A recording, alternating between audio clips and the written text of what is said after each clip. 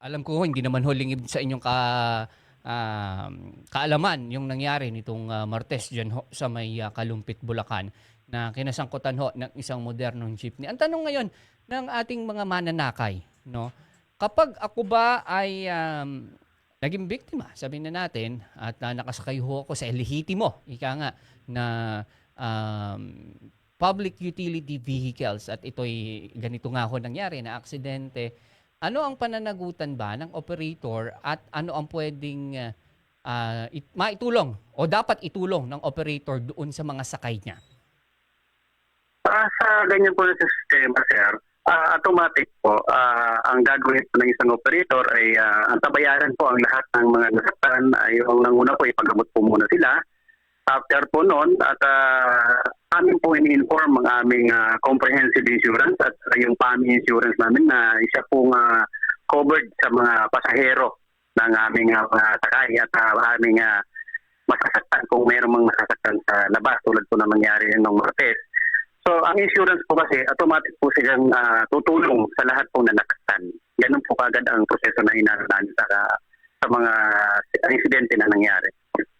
Oo, dito ho sa inyong samahan, ito rin ho yung isa sa mga ika nga'y worst case scenario na mangyari sa inyong mga miyembro at sa inyong mga partner drivers. Kung mapatunayan naman ho na ito'y talagang aksidente on the part naman ng kooperatiba o ng samahan, ano naman ho yung mga maitutulong natin dun sa ating driver?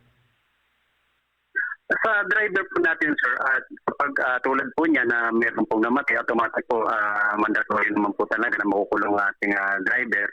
So, pag-uusapan po ng both parties yan kung ano po ang magandang gawin namin. Kasi nga, salaysay po ng driver ay nawalan daw po ng preno, supposed to be, kung talagang totoo na nawalan ng preno, ay dapat yung first shift pa lang ay nagreklamo na may problema. Supposed to, anong nakausap namin ng first shift driver ay wala naman daw po problema.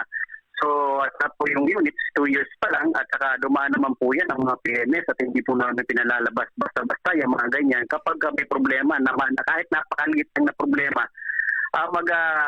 magkakaroon po kasi ng signal lang dashboard ng unit kapag once po na mayroon po problema ang isang unit dahil po ang mga modernized device sa driver po natin, sir, yun po pag-uusapan po ng pamilya at saka ng operator kung paano magiging proseso yan.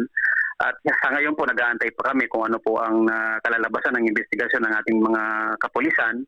At dito naman po sa allegation niya na nawalan daw po ng preno, sa akin po na dahil po nung nangyari po nandoon po ako sa pinangyarihan, nakita ko naman po wala naman po tagas yung mga brake drum ng unit at para maging sanhi na sinasabi niya na walan siya ng preno dahil ang aming PMS, everyday naman po PMS ang aming before lumabas ang unit, kapag may problema po ang isang unit, lalo-lalo na pagdating sa preno, may mga sensor po kasi ang modern jeep. Lahat po yan, pagka may problema na isa lang, masisensor po yan na hindi na po pwedeng ilabas ang unit.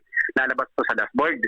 Kaya po, before po namin palabasin ng isang unit para mamasada, ay kasi sure 100% po na good condition siya.